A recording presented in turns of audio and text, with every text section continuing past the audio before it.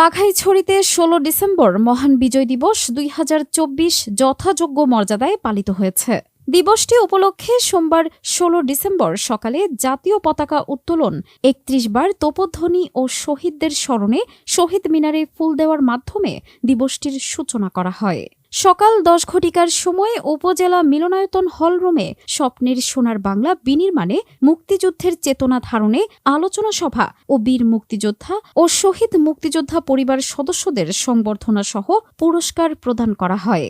সংবর্ধনা সভায় উপজেলা সহকারী কমিশনার ভূমি ও অতিরিক্ত নির্বাহী অফিসার মোহাম্মদ ফয়সাল আহমেদের সভাপতিত্বে আরও উপস্থিত ছিলেন বাঘাইছড়ি থানা অফিসার ইনচার্জ হুমায়ুন কবির, বীর মুক্তিযোদ্ধা আব্দুর সবুর, বীর মুক্তিযোদ্ধা এন্তাজ আলী সহ বিভিন্ন রাজনৈতিক নেতৃবৃন্দ ও বিশিষ্ট জনেরা উপস্থিত ছিলেন। এদিকে মহান বিজয় দিবস উপলক্ষে বাঘাইছড়ি উপজেলা প্রশাসনের পক্ষ থেকে বিজয় মেলার আয়োজন করা হয়েছে।